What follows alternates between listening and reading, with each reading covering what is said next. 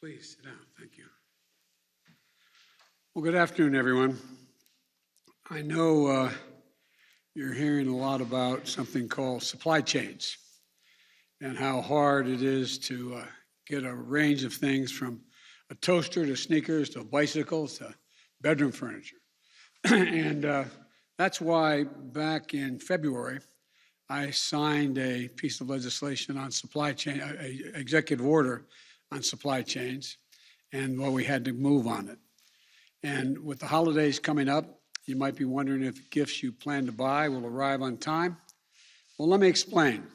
Supply chains essentially mean how we make things and how the material and parts get delivered to a factory, so we can manufacture things and manufacture them here.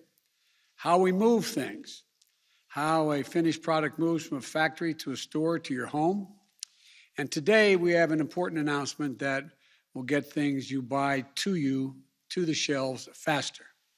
I'm joined by the Executive Director of the Ports of Los Angeles and Long Beach, Gene Soroka, and Mario Cordono.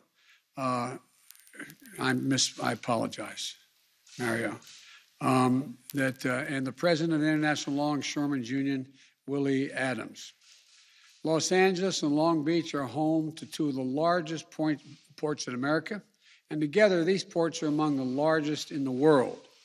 And the best way to make that point is that 40% of shipping containers that we import into this country come through these two ports. And today we have some good news.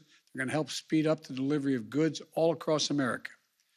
After weeks of negotiation and working with my team and with the major union retailers and freight movers, the Port of Los Angeles announced today that it's going to begin operating 24 hours a day, 7 days a week. This follows the Port of Long Beach's commitment to 24/7 that it announced just weeks ago. 24/7 system, what most of the leading countries in the world already operate on now, except us, until now. This is the first key step toward moving our entire freight, transportation, and logistical supply chain nationwide to a 24/7 system. And here's why it matters. Traditionally, our ports have only been open during the week, Monday through Friday, and they're generally closed down at nights and on weekends. By staying open 7 days a week, through the night and on the weekends, the Port of Los Angeles will open over 60 extra hours a week will be open. In total, that will almost double the number of hours that the port is open for business from earlier this year. That means an increase in the hours for workers to be moving cargo off ships onto trucks and rail cars to get to their destination. And more than that, the night hours are critical for increasing the movement of goods because highways are less crowded at night. In fact, during off-peak hours in Los Angeles, cargo leaves the port at a 25% faster pace than during the day shift. So by increasing the number of late-night hours of operation and opening up for less crowded hours when the goods can move faster, today's announcement has the potential to be a game changer. I say potential because all of these goods won't move by themselves. For the positive impact to be felt all across the country and by all of you at home, we need major retailers who order the goods and the freight movers who take the goods from the ships to factories and to stores to step up as well. These private sector companies are the ones that hire the trucks and rail cars and move the goods. On this score, we have some good news to report as well. Today, Walmart, our nation's largest retailer, is committing to go all in on moving its products 24/7 from the ports to their stores nationwide. Specifically, Walmart is committing as much as a 50% increase in the use of off-peak hours over the next several weeks. Additionally, FedEx and UPS, two of our nation's biggest freight movers, are committing today to significantly increase the amount of goods they're moving at night. FedEx and UPS are the shippers for some of our nation's largest stores, but they also ship for tens of thousands of small businesses all across America. Their commitment to go all in on 24/7 operations means that businesses of all sizes will get their goods on shelves faster and more reliably. Accordingly, according to one estimate, together, FedEx and UPS alone move up to 40% of packages in America, up to 40%. And other companies are stepping up as well. They include Target, Home Depot, and Samsung that have all committed to ramp up their activities to utilize off-peak hours at the ports. So, the commitments being made today are a sign of major progress in moving goods from manufacturers to a store or to your front door. I want to thank my Supply Chain Disruption Task Force, which we set up in June, led by Secretaries Buttigieg, Raimondo, and Vilsack, and by my Director of National Economic Council, Brian Deese. I want to thank them for their leadership. And I especially want to thank Joe Procari. I think Joe's done one heck of a job, my special envoy specifically on ports, who's been working this issue with all the stakeholders for the past several weeks. I also want to thank the port directors. I want to thank Gene and Mario again, and the mayors of Los Angeles and Long Beach, Mayor Garcetti and Mayor Garcia, for their leadership. And I think the private companies that are stepping up, I want to thank them, but I particularly want to thank labor. Willie Adams of the Longshoremen and Warehouses Union, who is here today, the Teamsters, the rail unions from the Brotherhood of Railroad Signalmen, and the International Association of Machinists, to the American Train Dispatchers Association, to Sheet Metal, Air and Rail, and Transportation Workers Union, known as SMART. I want to be clear. This is across-the-board commitment to going to 24/7. This is a big first step in speeding up the movement of materials and goods through our supply chain. But now we need the rest of the private sector chain to step up as well. This is not called a supply chain for nothing.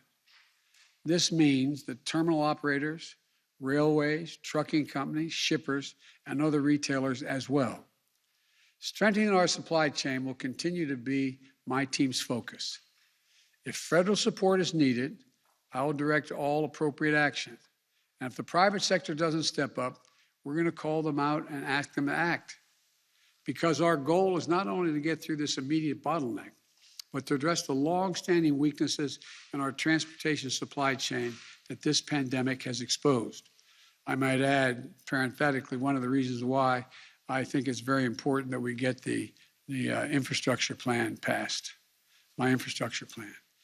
And that supply chain system is almost entirely in the hands of private business.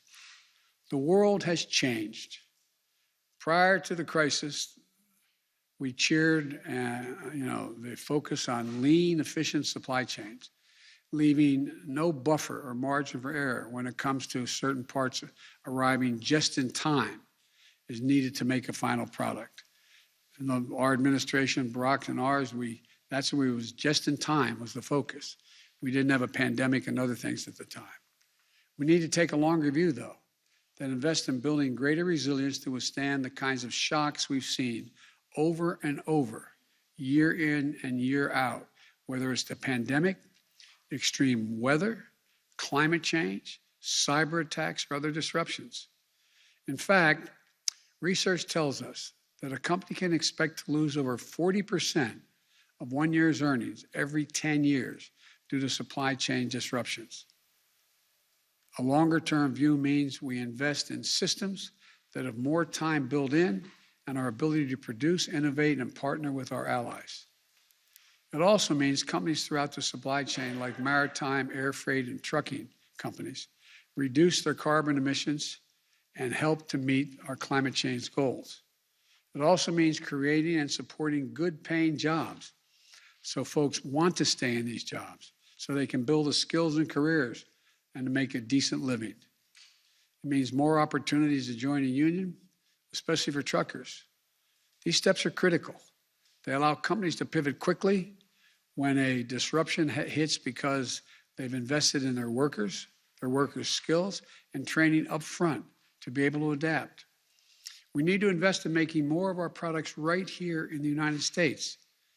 Never again should our country and our economy be unable to make critical products we need because we don't have access to materials to make that product. Never again should we have to rely too heavily on one company or one country or one person in the world, particularly when countries don't share our values when it comes to labor and environmental standards. I've said before, we're in the competition for the 21st century.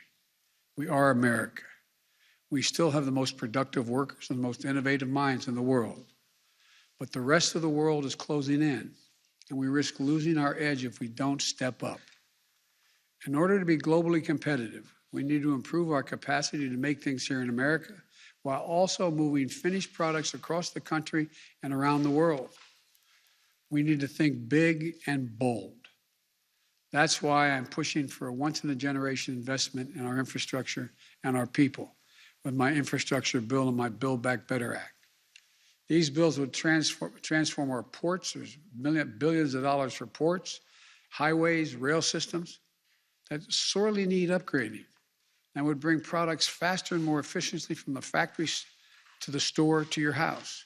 Let me be clear. We're proposing to make the biggest investment in ports in our history. The bill would also make investments in our supply chains and manufacturing and strengthening our ability to make more goods from the beginning to end right here in America. The bottom line, we've seen the cost of inaction in the pandemic, and the delays and the congestion that affect every American. But it's fully within our capacity to act to make sure it never happens again. It's going to take a little time, and that we've unlocked the full might and dynamism of our economy and our people. That's what we're going to do. God bless you all, and may God bless the longshoremen, rail workers, truckers, and all the workers who are keeping our economy going. May God protect our troops. Thank you all so very much.